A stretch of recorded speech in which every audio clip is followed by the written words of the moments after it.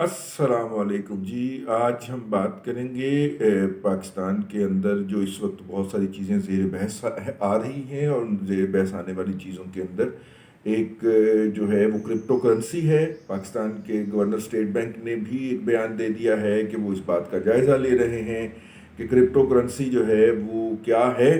और state bank of Pakistan अपनी भी ऐसी करेंसी जारी करने के ऊपर गौर कर रहा है, इरादा नहीं रखता, गौर कर रहा है। Pakistan state bank of Pakistan कोई जो है वो यूनिक नहीं है। दुनिया भर के अंदर जितने भी सेंट्रल बैंक्स हैं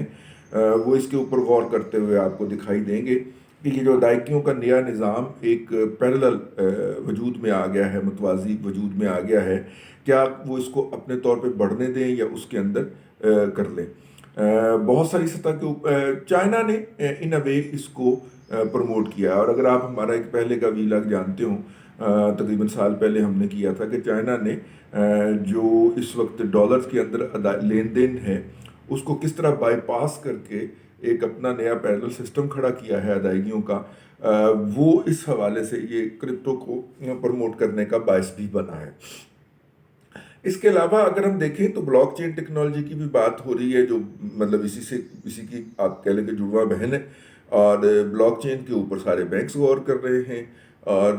जो है वो इसको अडॉप्ट करने की बात भी कर रहे हैं। इसलिए हम कहा करते हैं कि आईटी के जो बच्चे हैं वो आर्टिफिशियल इंटेलिजेंस और ब्लॉकचेन टेक्नोलॉजीज़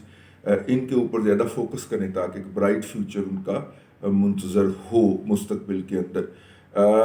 ये जो क्रिप्टो है, या ये जिसको हम डिजिटल, जो इसके मुखालफिन हैं, जो नाकदीन हैं, वो इसको क्रिप्टो करेंसी कहते हैं। और जो इसके हामी हैं वो इसको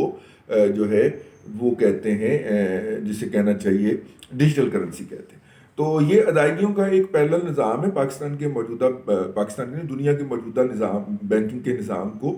बाईपास करने का। इसके जो पॉजिटिव पहलू हैं उसके लिए हमने हमारे एक लिसनर हैं फारूक साहब, बस उनका इतना ही तारुफ है। और फारूक साहब जो है वो क्रिप्टो के अंदर बहुत गुरु आदमी है। और इस हवाले से पहले हमने कहा कि उनसे रहनुमाई ली जाए। तो उन्होंने जो रहनुमाई की है वो उन्होंने इसके पॉजिटिव पॉइंट बयान किए हैं। पहले आप पॉजिटिव पॉइंट सुन लीजिए। हम कतन इसकी प्रीचिंग नहीं कर रहे हैं, हम सिर्फ चाह रहे हैं कि आप इसको समझ लें,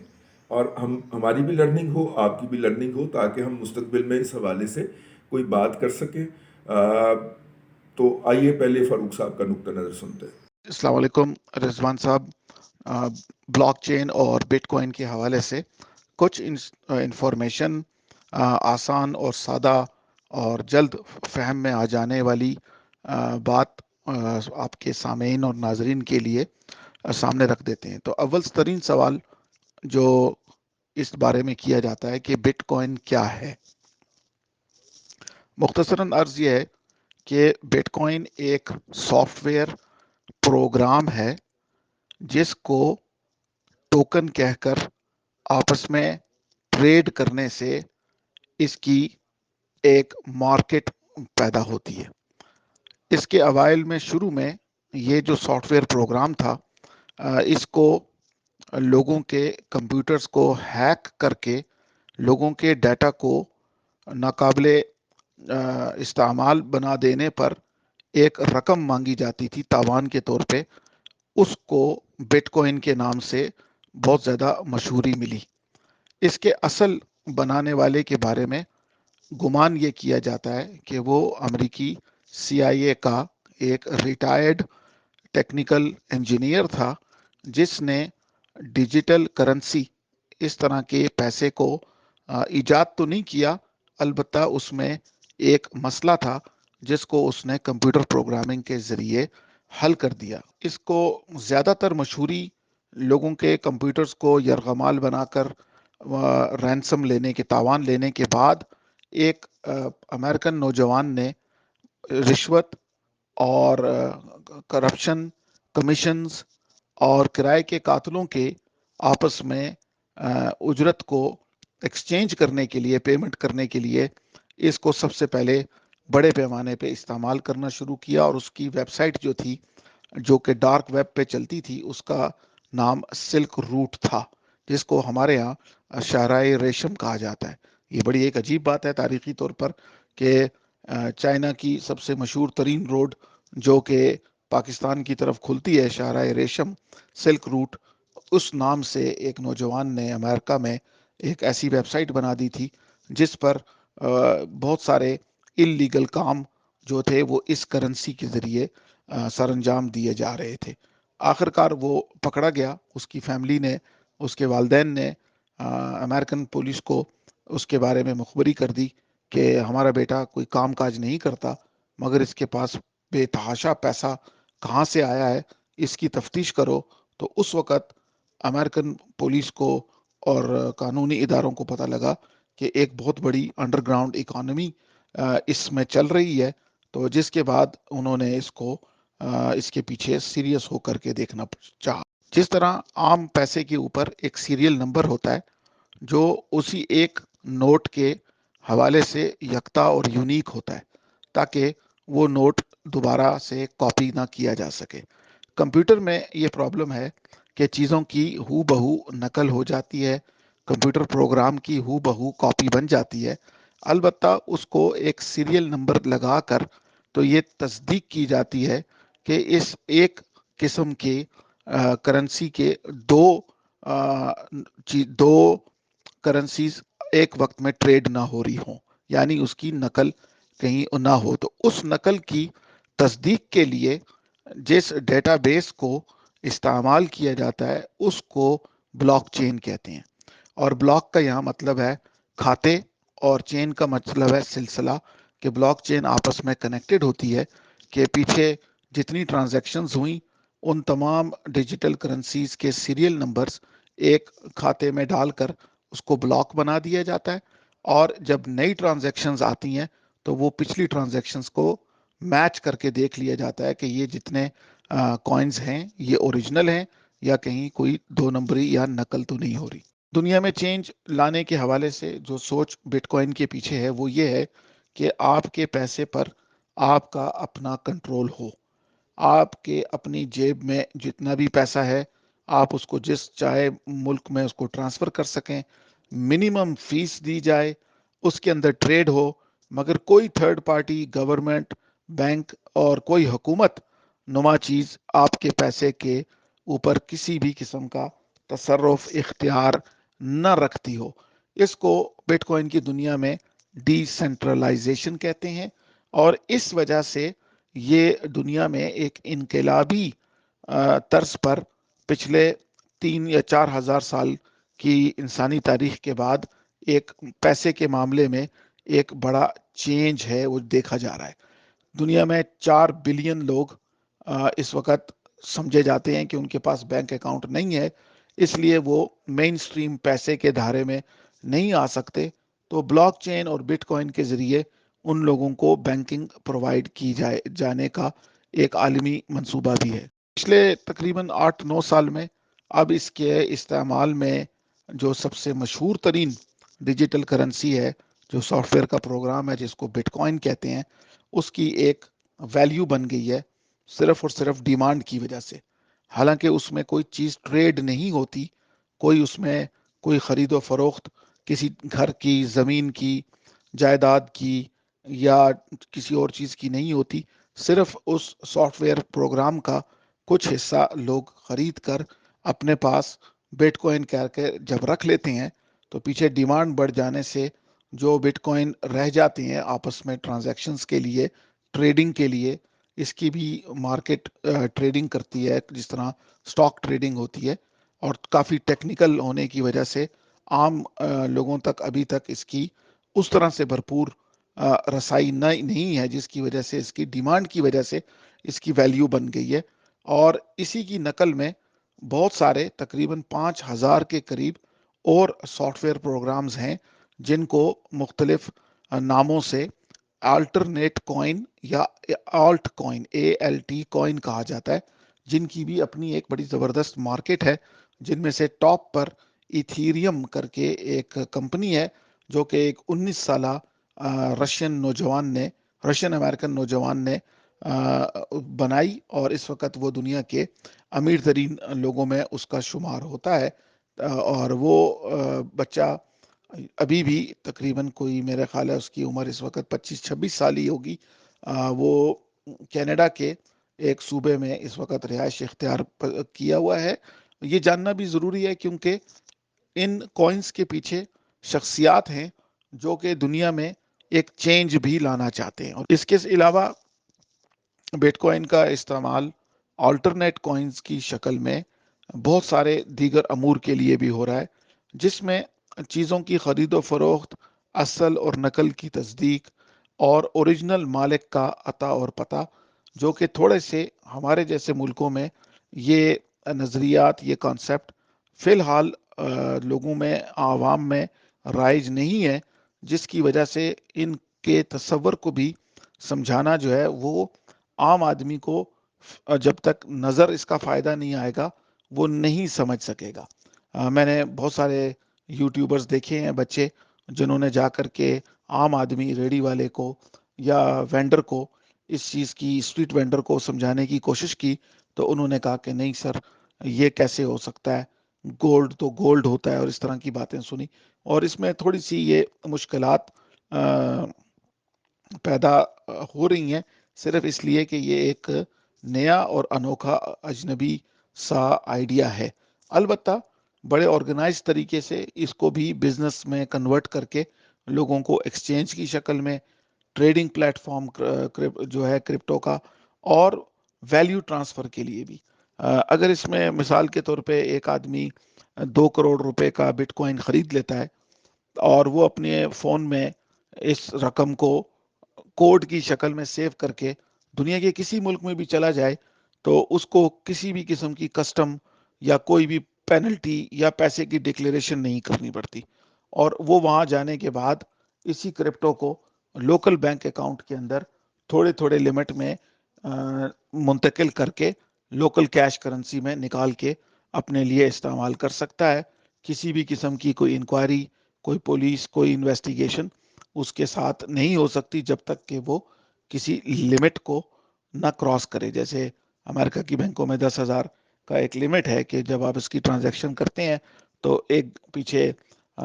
واچ کرنے والے اداروں میں گھنٹی بجتی ہے. سویلین کے لیے، بزنس اکاؤنٹ کے لیے لمٹ زیادہ ہے. تو اس قسم کی تمام جو سیکیورٹی ہے وہ بائی پاس ہو جاتی ہے اس کی وجہ سے. میں جو مزدور طبقہ، اسپینش اور یہ ساؤتھ امریکہ کے لوگ ہیں، وہ ان لوگوں نے سب سے پہلے بٹ کوائن کو استعمال کرنا شروع کیا کہ بٹ کوائن کو بیچنے کے لیے، خریدنے کے لیے کسی بھی قسم کی آئی ڈی کی ضرورت نہیں ہے. کوئی ڈرائیورز لائسنس، پاسپورٹ، شناختی کارڈ کی ضرورت نہیں ہوتی. آپ اپنا آن لائن جا کر ایک ایپلیکیشن اپنے فون میں ڈاؤن لوڈ کر کے اس کو، جس کو والیٹ کہتے ہیں، بٹوا اردو زبان میں، وہ اپنا آپ بنا لیتے ہیں اور دوسرا آدمی آپ کو رقم کی اجرت میں یہ بٹ کوائن ٹرانسفر کر دیتا ہے، جس کو آپ لوکل مارکیٹ میں اے ٹی ایم مشین سے یا جو اس کے وینڈرز ہیں ان کو معمولی سی فیس دے کر، بینکوں سے بہت کم فیس پر آپ لوکل روپے میں کنورٹ کر سکتے ہیں. نہ تو آپ کو کوئی بینک اکاؤنٹ چاہیے، نہ ہی آپ کو کوئی آئی ڈی چاہیے، نہ ہی آپ کو کوئی فارم بھرنا ہے. صرف اور صرف وہ فون کا جو کوڈ ہے وہ دوسرے کو دینے سے یہ سہولت میسر آ جاتی. تیسرا اس میں طریقہ کار یہ ہے کہ اس کو کہتے ہیں لیکویڈیٹی پولز. جو سٹاک ایکسچینج ٹائپ جو ادارے ہیں اس ڈیجیٹل کرنسی کے، ان لوگوں کو یکمشت کرپٹو کرنسی بیچنی ہوتی ہے کیونکہ وہ ٹریڈ کرتے ہیں. اس کو لیکویڈیٹی کہا جاتا ہے، اور وہ لوگوں کو پرووائڈ کرنے کے لیے ایکسچینجز عام لوگوں سے یہ کہتے ہیں کہ آپ اپنے بٹ کوائنز جو ہیں وہ ہمارے ایکسچینج پر سٹور کر دیں تاکہ ہم ان کو دن میں ایکسچینج کے لیے یوز کریں، اور ہم آپ کو ان کو یہاں سٹور کرنے پر کمیشن دیں گے، جس کو وہ لوگ انٹرسٹ کہتے ہیں. وہ ٹرانزیکشنل کمیشن جو ہوتا ہے وہ کئی جگہ پر 2% سے لے کر کے 10-12% تک جاتا ہے. اور جتنے بھی آپ نے پیسے اس میں رکھے ہوتے ہیں، جیسے کہ ہمارے کئی دوست ہیں، انہوں نے $1 ملین جو ہے ایکسچینج کے اندر رکھا ہوا ہے، جو کہ لیکویڈیٹی پرووائڈ کر رہا ہے اور ان کو اس کے اوپر کمیشن آ رہا ہے. اس طریقے سے جو کمائی کی جاتی ہے وہ بالکل سیف ہوتی ہے، کیونکہ کوائنز آپ کے حفاظت میں رہتے ہیں، وہ استعمال ہوتے ہیں صرف ٹریڈ کے لیے، مگر وہ ٹرانسفر اس طریقے سے نہیں ہوتے، اس کی صرف انفارمیشن ہوتی ہے، کیونکہ آخر میں یہ ایک کمپیوٹر پروگرام ہی ہے جس کی ایک ویلیو بننے کی وجہ سے اس کو کوائن کی شکل میں لیا جاتا ہے۔ پیسے بنانے کے 2-3 طریقے ہیں۔ ایک طریقہ یہ ہے کہ آپ بٹ کوائن کو خرید لیں اور اس کے بعد بس اس کو جیسے سٹور میں رکھ دیتے ہیں، اپنے فون پہ چھوڑ دیں، اس کی قیمت انکریز ہوتی رہے گی۔ دوسرا طریقہ یہ ہے کہ اس میں سارا دن پرائس اس کی اوپر نیچے ہوتی ہے، مگر اس میں ایک بڑی اماؤنٹ جب تک نہ لگی ہو تو خاطر خواہ انکم نہیں ہوتی، مگر پھر بھی لوگ اس سسٹم کو سیکھنے کے لیے $1000، $500، $100، $40، $50 چھوٹی رقم سے بھی ٹریڈنگ کر کے سسٹم کو سیکھ لینے کے بعد پھر پولز میں جس طرح کمیٹی ہوتی ہے پیسے جمع کر کے اس کے ساتھ وہ کھیلتے ہیں، اور اس میں نقصان کے چانسز بھی ہوتے ہیں، لہٰذا اس میں احتیاط اور اس کی انشورنس کے حوالے سے جاننا چاہیے۔ اور تیسرا ایک بڑا انٹرسٹنگ نیا طریقہ ہے، 3 جگہ پر ان بٹ کوائنز کی انفارمیشن بہت ملتی ہے۔ ایک تو دنیا کی سب سے بڑی، مشہور ترین اور پرانی ویب سائٹ ہے کوائن ڈیسک، اور مزے کی بات یہ ہے انٹرسٹنگ کہ وہ ایک پاکستانی مسلمان برطانوی کی ہے، شکیل خان کی، جس نے پہلے کافی ساری ڈاٹ کام انڈسٹری میں کام کیا تھا، اور پھر تقریباً 2013 میں شاید اس نے یہ ویب سائٹ بنائی جو ابھی تک چل رہی ہے۔ یہ سب سے مشہور ہے، اس کا نام ہے coindesk.com۔ دوسری جگہ کوائنز کے بارے میں انفارمیشن ہے، ان کوائنز کی کمپنیاں ہوتی ہیں، ان کی اپنی ویب سائٹ بھی ہوتی ہے، اور فیس بک پر ان کے کمیونٹی گروپس ہوتے ہیں، جس میں کئی ہزار لوگ ہوتے ہیں، اور وہ مل کر اپنے کوائن کے حوالے میں ایڈورٹائزمنٹ، اس کی یوٹیلیٹی اور اس کی پرائس کے حوالے سے وہاں پر خبریں ملتی ہیں۔ تیسری چیز ٹیلی گرام ایپلیکیشن ہے، اس کے اندر بھی گروپس ہیں 1 لاکھ آدمیوں کے، کئی کرنسیز کے، جو کہ بر وقت اور تازہ ترین انفارمیشن آپ سے شیئر کرتے ہیں۔ تقریباً کوئی 1 مہینے کی اندر آدمی اس کے تقریباً سارے ہی پہلوؤں کو سمجھ جاتا ہے، اور یوٹیوب کے اوپر اردو زبان میں اور ہندی زبان میں اس کے اوپر بے تحاشا ویڈیوز لوگوں نے، بچوں نے بنا کر رکھے ہیں،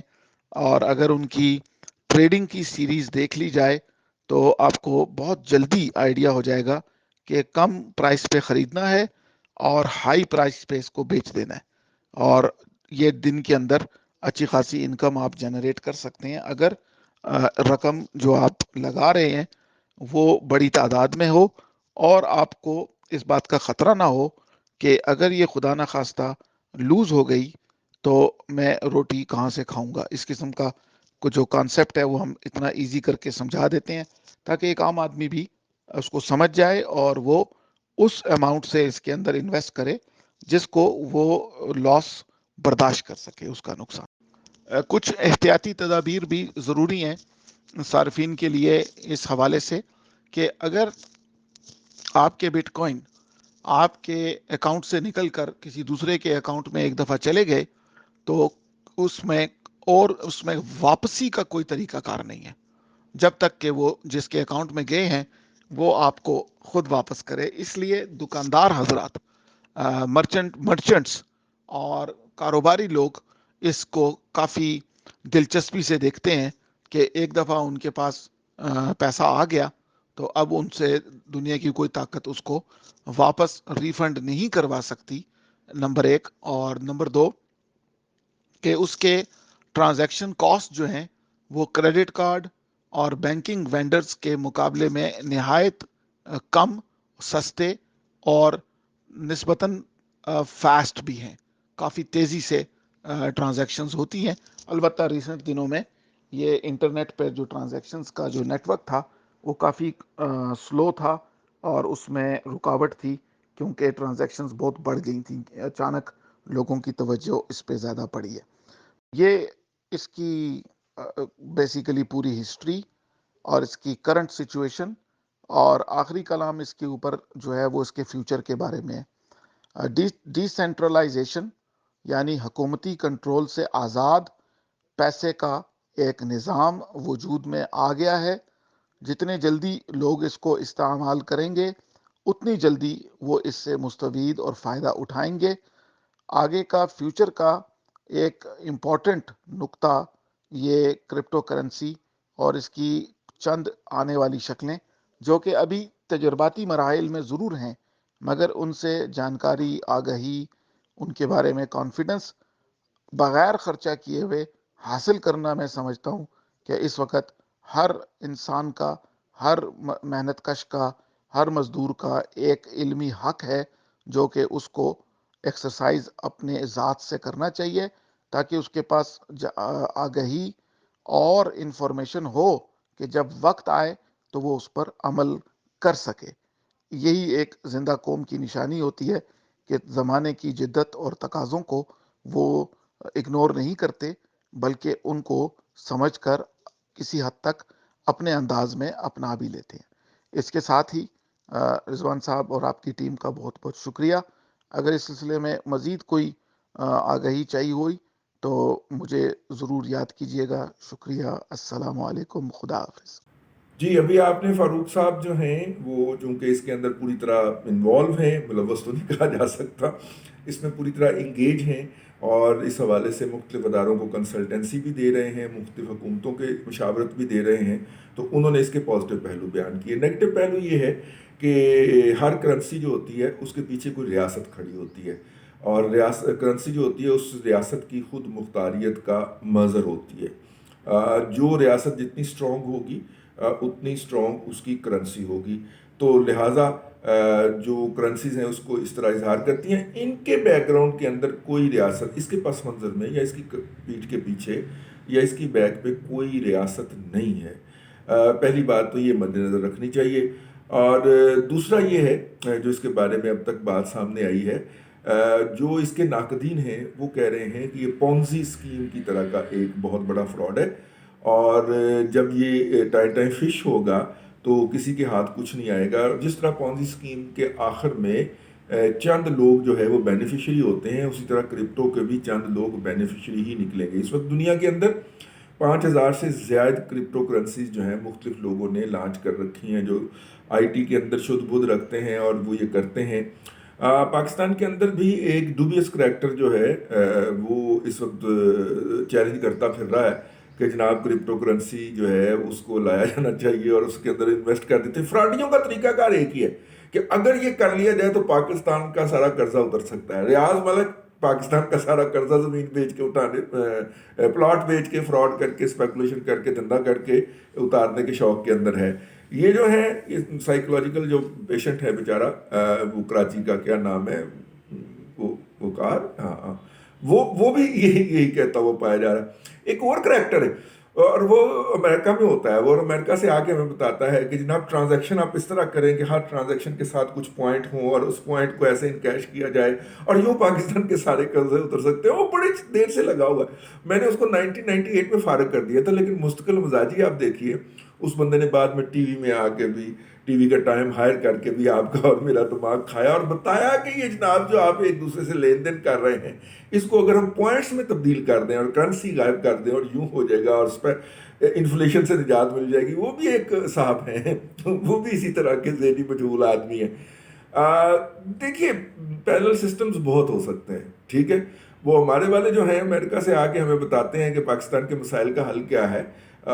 ہمارے ایک دوست ہیں، انہوں نے کہا کہ جناب امریکہ کے بھی تو بہت سارے مسائل ہوں گے۔ کہتے ہیں ہاں بہت سارے مسائل ہیں۔ کہتے ہیں آپ امریکہ کو کیوں نہیں بتاتے، یہ آپ بش کو کیوں نہیں بتاتے، ان لاڑ پہ پھر رکھو۔